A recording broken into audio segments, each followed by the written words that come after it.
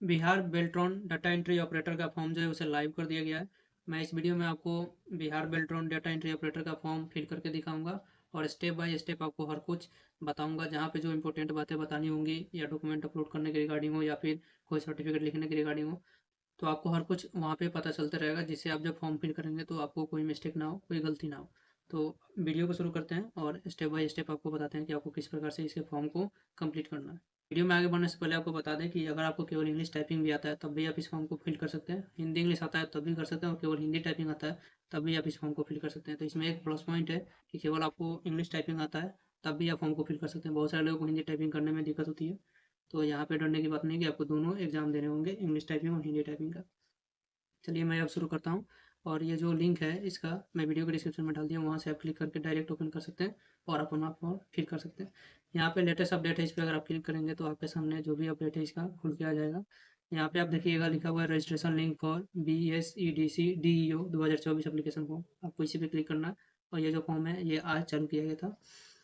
इस पर जब आप क्लिक करेंगे तो नीचे एक और लिंक आपको दिखेगा, यहाँ पे इस लिंक पे क्लिक कीजिएगा तो आपके सामने फॉर्म का जो पेज है वो खुल के आएगा। इस पर जब क्लिक करेंगे तो ये इस तरह का पेज खुल के आएगा। देखिए यहाँ पे यूजर आईडी पासवर्ड देके लॉगिन करने का आ रहा है, लेकिन नीचे एक ऑप्शन है न्यू का रजिस्टर है, तो आपको इस पर क्लिक करना होगा। जब इस पर क्लिक करेंगे तो ये कुछ देर का टाइम लेगा और यहाँ पे लोडिंग लेगा। जब ये 100% लोडिंग हो जाएगा तब आपका प्रोसेस आगे बढ़ेगा। तो लोडिंग हो रहा है तब तक आप वेट कर लीजिएगा। जब ये आपकी इंटरनेट कनेक्टिविटी के ऊपर हो सकता है, ये थोड़ा ज़्यादा टाइम भी ले सकता है सर्वर के कारण। यहाँ पे इंस्ट्रक्शन खुल के आएगा, इंस्ट्रक्शन को आप पढ़ लीजिएगा। यहाँ पे क्रोम और फायरफॉक्स मोजिला के बारे में बताया कि आपका वर्जन कितना होना चाहिए, या फिर एंड्रॉइड से फिल करें तो एंड्रॉइड का वर्जन कितना होना चाहिए। यहाँ इसे क्लोज कीजिएगा और उसके बाद में यहाँ पे आपको दूसरा नोटिस खुल के आएगा, जहाँ पे आई एग्री करना होगा। यहाँ पे एप्लीकेंट नाम, date of birth, mobile number और ईमेल एड्रेस लिखा हुआ है, तो इसे पढ़ने की जरूरत नहीं है, कोई खास चीज़ नहीं है। इसे आई एग्री कीजिएगा, ये हट जाएगा। यहाँ देख सकते हैं इंस्ट्रक्शन लिखा हुआ है। इंस्ट्रक्शन में आपको फर्स्ट में इंस्ट्रक्शन दिया गया है कि जो भी आपको डिटेल फिल करना है वो मैट्रिकुलेशन सर्टिफिकेट के हिसाब से फिल करना है। और सेकंड में लिखा हुआ है कि आप जो मोबाइल नंबर ईमेल आई डालेंगे उसे सही डालिएगा, क्योंकि उस पर आपको OTP सेंड किए जाएंगे और दोनों पे OTP सेंड किया जाएगा। OTP will be send to both. यहाँ पे रजिस्ट्रेशन लिखा हुआ है, नीचे आपको रजिस्ट्रेशन करना है। यहाँ आप देखेंगे तो लिखा होगा register to get user ID and password. सबसे पहले आपको यहाँ पे जो डिटेल है ये फिल करना होगा, तो आपको यूजर ID और पासवर्ड मिलेगा। मैं आपको बताता हूँ इसे कैसे फिल करना है। यहाँ पे कैंडिडेट नेम, अगर आपके मार्कशीट पे 3 वर्ड का नाम है, सपोज डेट आपका नाम सुमित, मिडिल नेम में कुमार और लास्ट नेम में सपोज डेट शर्मा है, तो आपको 3 बार में लिखना होगा। अगर स्पेस लगा हुआ तो आपको फर्स्ट नेम में सुमित लिखना होगा, मिडिल में कुमार और लास्ट में शर्मा। अगर केवल सुमित शर्मा हो तो मिडिल नेम छोड़ देंगे, और केवल आपके नाम में सुमित ही हो तो यहाँ पे फर्स्ट नेम में लिखेंगे, मिडिल लास्ट छोड़ देंगे। और सुमित कुमार होगा तो फर्स्ट में सुमित और लास्ट में यहाँ कुमार फिल करेंगे। इतना फिल करने के बाद में यहाँ पे आपको बताना होगा क्या आप अपना नाम कभी चेंज किए। अगर यस करेंगे तो आपको यहाँ पे जो नाम चेंज किया वो नाम बताना होगा, और अगर इसे नो करते हैं तो यहाँ पे ये फिल करने का ऑप्शन नहीं आएगा। यहाँ पे आपको डेट ऑफ बर्थ फिल करना है, वो जो डेट ऑफ बर्थ आपके मैट्रिक के सर्टिफिकेट में है उसे आप फिल कीजिएगा। उसके बाद में यहाँ पे आपको जेंडर बताना है। उसके बाद यहाँ पे मोबाइल नंबर लिखना है, उस मोबाइल नंबर को कंफर्म करना है। एक अल्टरनेट नंबर देना चाहते हैं तो यहाँ डालिए, नहीं तो इसे छोड़ सकते हैं। आपको यहाँ पे ईमेल ID फिल करना है और इसके आगे भी आपको एक बार फिर से उसी ईमेल ID को कंफर्म करना है। उसके बाद में आपको यहाँ पे जनरेट OTP पे क्लिक करना है। OTP पे क्लिक करने के बाद में आपके पास OTP आएगा। तो चलिए मैं इस प्रोसेस को कर लेता हूँ, फिर आपको आगे बताता हूँ। मैंने ऊपर का डिटेल फिल कर दिया है और मैं यहाँ पे जनरेट OTP पे क्लिक करूँगा। जब आप इस पर क्लिक करेंगे तो आपके सामने इस प्रकार से एक कैप्चा ऑथेंटिकेशन का पेज आएगा। यहाँ पे आपको इस कैप्चा को फिल करके सबमिट क्लिक करना होगा, तब जाके आपके मोबाइल पे OTP आएगा। तो मैं इस कैप्चा को यहाँ पे डाल देता हूँ। कैप्चा मैंने डाल दिया है। अब मैं यहाँ पे सबमिट पे क्लिक करता हूँ। सबमिट पे क्लिक करने के बाद में देखिए यहाँ पे kindly use OTP receive on mobile number और ईमेल एड्रेस, दोनों पे OTP चला गया है। यहाँ पे आप ओके करेंगे तो आपको OTP फिल करने का ऑप्शन यहाँ पे आएगा। आप अपने मोबाइल और ईमेल को चेक करेंगे और जो OTP आपको रिसीव हुआ है उसे यहाँ पे डालेंगे। मुझे जो OTP रिसीव हुए हैं उसे मैंने यहाँ पे फिल कर दिया। मैं यहाँ पे वैलिडेट OTP पे क्लिक करूँगा। यहाँ पे देखिए OTP जो है वैलिडेट सक्सेसफुली हो गया है। अगर आपका गलती होगा तो यहाँ पे फिर से OTP आपको डालना होगा। OTP वैलिडेट होने के बाद में यहाँ पे आई एग्री पे क्लिक करना होगा और उसके बाद आपको इस कैप्चा को भर के यहाँ रीवेरीफाई पे क्लिक करना होगा। तो आपने जो डिटेल फिल किया है वो वहाँ पे खुल के आएगा। तो मैं यहाँ पे कैप्चा को डाल के आगे बढ़ के आपको बताता हूँ। यहाँ मैंने कैप्चा फिल कर लिया। अब मैं वेरीफाई पे क्लिक करूँगा तो यहाँ पे देख सकते हैं आपका जो नाम है वो खुल के आ रहा है। आपका फर्स्ट नेम जो है, आपका लास्ट नेम जो है, और अपने जो भी mobile number, date of birth और ईमेल ID डालते हैं वो खुल के आ रहा है। यहाँ पे आपको देखिए लिखा हुआ है select the check box if the entered value is display quality. अगर आपने सही यहाँ पे फिल किया, जो आपको दिख रहा है वो सही है, तो यहाँ पे आप इस सारे को चेक बॉक्स पे टिक करेंगे।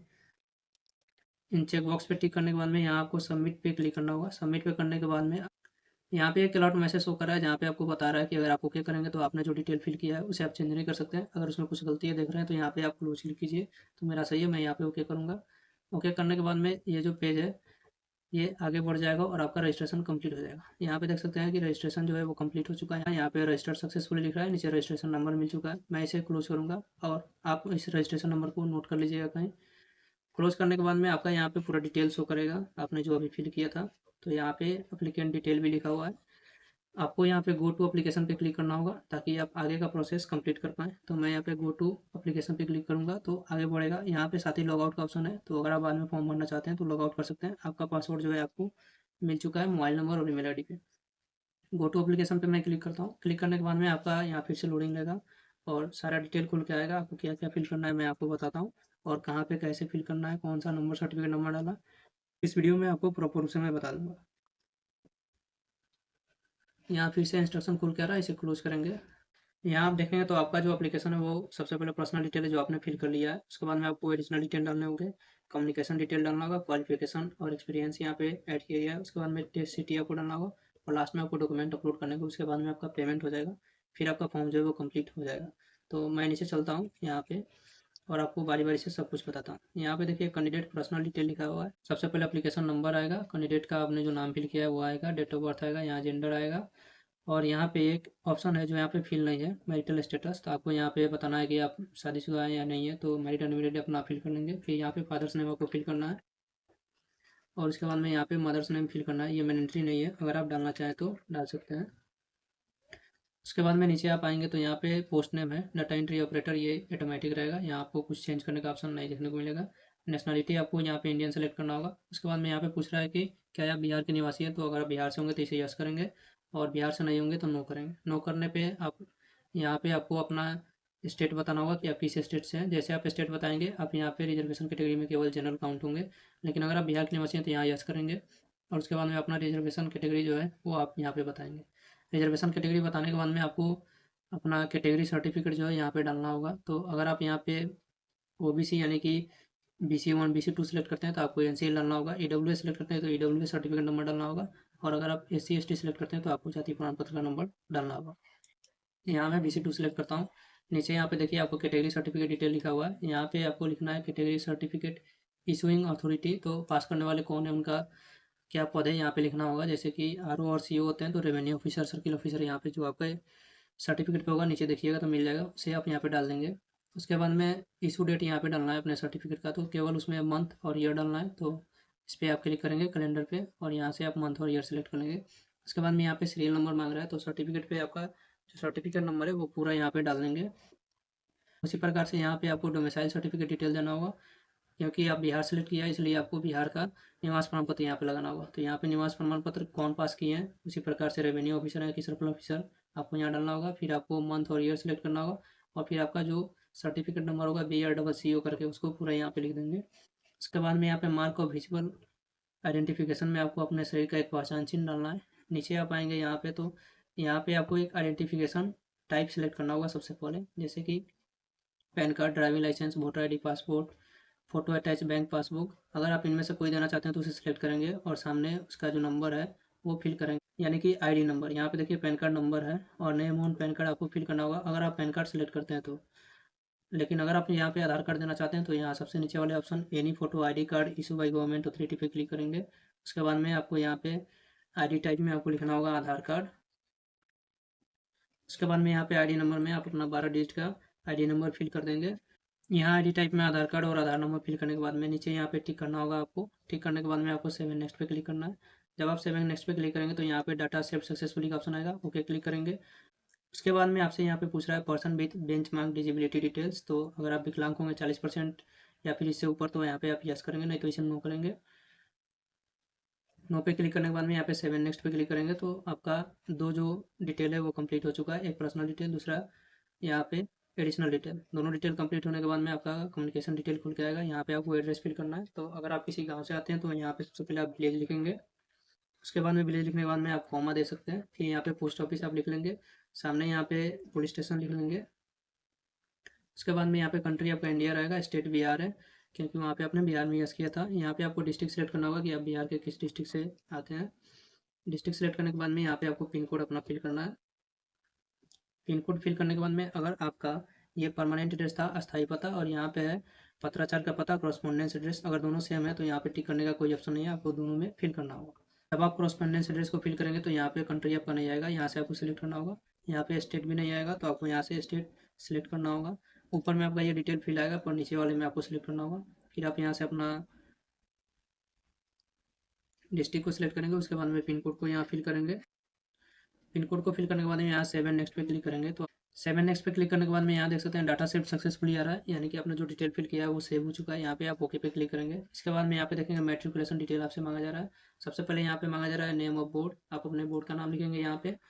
जैसे आप अगर बिहार स्कूल से पढ़े होंगे तो यहाँ पे BSCB और पटना लिखेंगे। उसके बाद में यहाँ पे नेम डालना है आपको स्कूल का या इंस्टीट्यूट का, जहाँ से आपने पढ़ा है, जिस स्कूल में आपका नाम था। तो अगर UHS करके कुछ स्कूल का नाम होगा उसे आप यहाँ पे डालेंगे, या फिर UMS होगा तो, या फिर फुल नाम भी देख के लिख सकते हैं वहाँ से। उसके बाद में यहाँ पे आपको सेलेक्ट करना होगा कि आपका जो मार्क्स है वो किस टाइप का परसेंटेज है, CGPA है, तो आप परसेंटेज सेलेक्ट करेंगे। बिहार बोर्ड में परसेंटेज होता है। यहाँ पे आपको मार्क्स ऑब्टेन बताना होगा कि आपका कितना नंबर आया था। मैक्सिमम मार्क्स में आपको टोटल मार्क्स बताने होंगे, टोटल मार्क्स कितने थे। यहाँ पे आपका परसेंटेज निकल के आ जाएगा। उसके बाद में ईयर ऑफ पासिंग बताना है कि आपने 10th क्लास को कब पास किया था। उसके नीचे आप आएंगे तो यहाँ पे इसेंशियल क्वालिफिकेशन डिटेल आएगा। इसेंशियल क्वालिफिकेशन डिटेल में आप 10+2 का डिटेल डालेंगे। यहाँ पे 10+2 सेलेक्ट करेंगे और आपने इंटरमीडिएट कहाँ से किया है उस बोर्ड का नाम लिखेंगे। यहाँ पे बोर्ड का नाम लिखने के बाद में इंटरमीडिएट जहाँ से किया उसी स्कूल का क्या नाम था उसे यहाँ पे फिल करेंगे। फिल करने के बाद में यहाँ पे आपको सब्जेक्ट बताना होगा कि आप क्या पढ़े हैं। अगर अपने आप मार्कशीट पे देखिएगा जो जो सब्जेक्ट वहाँ पे मेंशन होंगे उसे यहाँ पे आप डाल दीजिएगा। जैसे कोई फिजिक्स केमिस्ट्री मैथ पढ़ा होगा तो फिजिक्स केमिस्ट्री मैथ आप पूरा लिख लीजिएगा यहाँ पे। उसके बाद में यहाँ पे फिर से आपको बताना है कि आपका जो मार्क्स है वो किस टाइप का है, परसेंटेज है, CGPA है। तो बिहार बोर्ड से होंगे तो आपको परसेंटेज सेलेक्ट करना होगा, और CBSE बोर्ड में CGPA आता है। यहाँ पे आपको मार्क्स ऑप्टेन बताना होगा कि इसमें कितना आया है आपका मार्क्स। मार्क्स यहाँ पे ऑप्टेन डालेंगे, उसके बाद में मैक्सिमम मार्क्स बताएंगे, आपका परसेंटेज यहाँ पे काउंट होके आ जाएगा।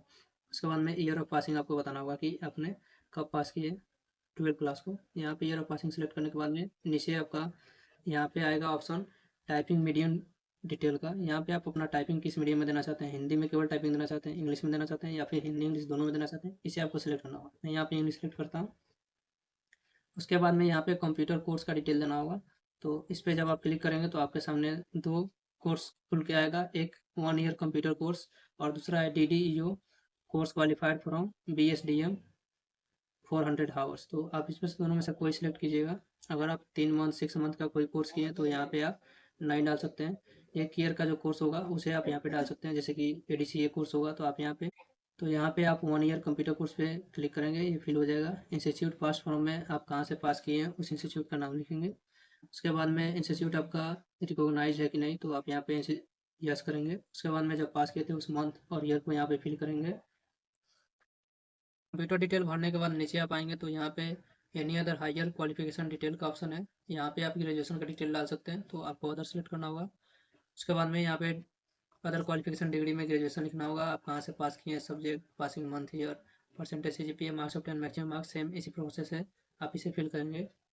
इसे आप चाहें तो डाल सकते हैं या फिर छोड़ भी सकते हैं। उसके बाद में यहाँ पे 7 नेक्स्ट पे क्लिक करेंगे। जब आप इस पर क्लिक करेंगे तो आपका फिर से आपके सामने एक मैसेज खुल के आएगा, डाटा सेव सक्सेसफुली, इसे आप ओके करेंगे। उसके बाद में आपको यहाँ पे टेस्ट सिटी सेलेक्ट करना होगा। आप किस सिटी में टेस्ट देना चाहते हैं, तो आप प्रेफरेंस में जो भी आपको सिटी को सबसे ऊपर डालना होगा ऊपर डालिएगा, और बारी बारी से इसमें से 3 सिटी को सिलेक्ट करना है। उसके बाद में 7 नेक्स्ट पे क्लिक करना है। जब इस पर आप क्लिक कर देंगे तो फिर से आपके सामने आएगा data save successfully, okay click कीजिएगा। इसके बाद में यहाँ पे आपको फोटो अपलोड करना है। उसके बाद सिग्नेचर, निवास प्रमाण पत्र, NCL सर्टिफिकेट, इसलिए मैंने आपको बताया था कि अगर EBC सेलेक्ट करते हैं तो आपको NCL डालना है। अगर आप जाति प्रमाण पत्र का नंबर डाल के आगे बढ़ जाएंगे तो यहाँ पे आपको फिर दिक्कत हो जाएगा, फिर बैक करके आपको सुधारने की जरूरत होगी।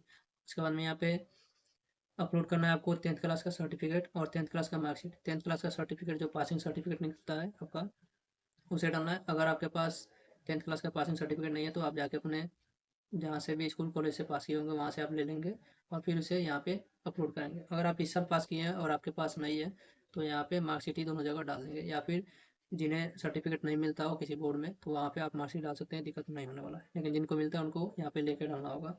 उसके बाद में यहाँ पे एसेंशियल क्वालिफिकेशन सर्टिफिकेट है, वहाँ पे अपने 10+2 सेलेक्ट किया था, तो यहाँ पे आपको 10+2 का सर्टिफिकेट डालना है और नीचे उसका मार्कशीट डालना है। इसके बाद में यहाँ पे आपको कंप्यूटर कोर्स का जो सर्टिफिकेट है उसे डालना है, और अदर रिलेवेंट डॉक्यूमेंट अपने वहाँ पे फिल किए होंगे ग्रेजुएशन का, तो उसे यहाँ पे डालेंगे, नहीं तो अगर नहीं डालें तो इसे आप छोड़ देंगे। यहाँ पे देखेंगे नीचे तो आपका नाम शो करेगा और आपका फ़ी कितना कटेगा वो नीचे लिखा हुआ। तो इन सबको अपलोड करने के बाद में आपको यहाँ पे चूज योर पेमेंट मोड में आपको ऑनलाइन सेलेक्ट करना होगा, और यहाँ इन सबको डिक्लेरेशन करके यहाँ पे आपको कैप्चा फिल करके प्रीव्यू पे क्लिक करना होगा। अगर प्रीव्यू में कुछ गलती होगा तो उसे आप सुधार लेंगे, नहीं तो आपको सबमिट करना होगा। मैं यहाँ पे सारे डॉक्यूमेंट को अपलोड करके आगे का प्रोसेस आपको बताता हूँ। यहाँ पे आप एक चीज़ ध्यान में दीजिएगा, यहाँ पे जो लिखा हुआ है recent colour passport size photo is know older than 6 month, 6 month से पुराना जो फोटो है वहाँ पे यहाँ पे आप उसे नहीं डालेंगे। From the registration date is required, यानी कि जो रजिस्ट्रेशन डेट है इसे 6 मंथ्स से ज़्यादा पुराना फोटो आप नहीं डालिएगा। और आप जो सिग्नेचर डालेंगे उसे आप ब्लॉक लेटर में यानी कैपिटल लेटर में अगर आप साइन करते हैं तो यह यहाँ पे एक्सेप्ट नहीं किया जाएगा। अब इसके साइज़ के ऊपर थोड़ा ध्यान दे देते हैं। जब आप फोटो का गाइडलाइन यहाँ पे क्लिक करके देखेंगे तो इसमें लिखा हुआ है आपका जो फोटो होगा उसका बैकग्राउंड वाइट होना चाहिए। फोटो का साइज जो है वो 50 KB से 80 KB के बीच में होना चाहिए। और जब आप अपने फोटो को स्कैन कर रहे होंगे तो उसका DPI 200 होना चाहिए, और आपका जो फाइल है वो JPG में सेव होना चाहिए। उसके बाद आप यहाँ पे अपलोड करेंगे तो वो अपलोड हो जाएगा।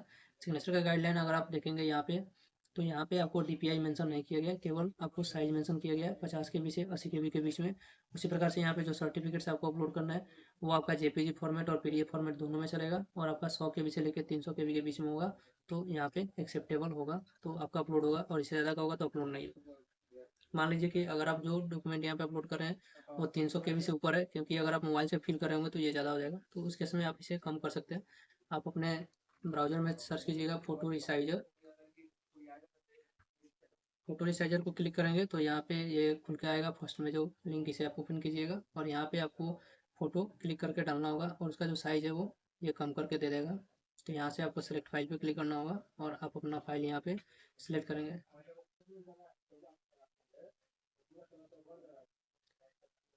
मैंने यहाँ पे एक फ़ाइल को सिलेक्ट कर लिया। सिलेक्ट करने के बाद में यहाँ पे आपको क्वालिटी रहेगा, क्वालिटी को आप कम करेंगे तो आपका साइज़ जो है वो कम बन के आएगा। जैसे मैं यहाँ पे 40 कर देता हूँ, मैं इसे रिसाइज पे क्लिक करता हूँ तो देख सकते हैं यहाँ पे ये रिसाइज होना शुरू हो गया है, और इस प्रकार से आप अपने क्वालिटी को कम कर सकते हैं। देखिए 196 KB में हो गया। यहाँ पे डाउनलोड इमेज पे क्लिक करेंगे तो ये डाउनलोड हो जाएगा, और उसके बाद में आप यहाँ पे अपलोड कीजिएगा। जब आप यहाँ पे फोटोग्राफ अपलोड करने के लिए क्लिक हियर टू अपलोड पे क्लिक करेंगे तो यहाँ पे भी आपको इंस्ट्रक्शन खुल के आएगा, जहाँ पे आपको जो मैंने बताया वो सब चीज़ें लिखी हुई है, और लास्ट में यहाँ पे डायमेंशन भी आपको बताना छूट गया होगा। तो यहाँ पे 3.5 गुना 4.5 सेंटीमीटर में आपको फोटो को सेट करके तब यहाँ पे अपलोड करना है।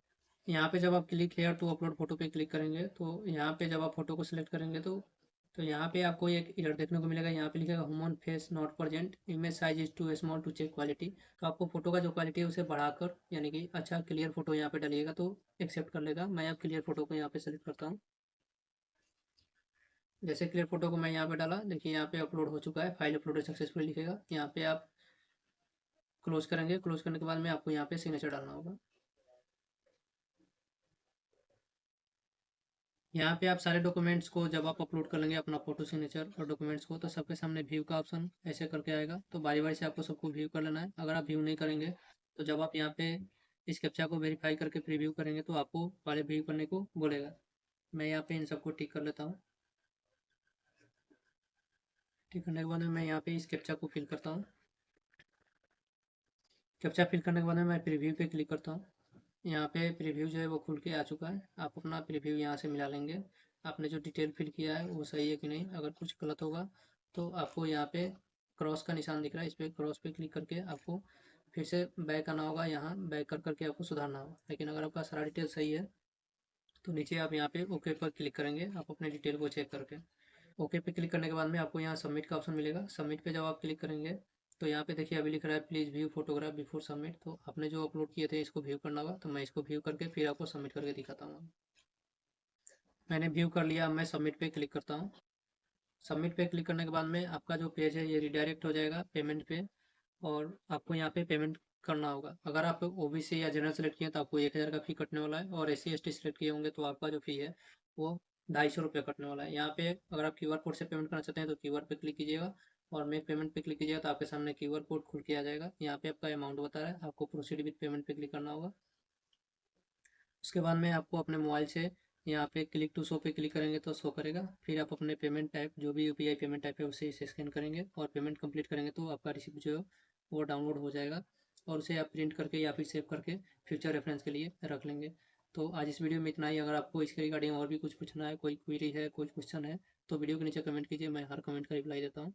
और मिलते हैं फिर नए वीडियो में नए इन्फॉर्मेशन के साथ। अगर आपको ये वीडियो अच्छा लगा हो तो लाइक कीजिए और चैनल पे पहली बार आए हो तो ऐसी बहुत सारी वीडियोज़ को देखने के लिए चैनल को सब्सक्राइब कीजिए।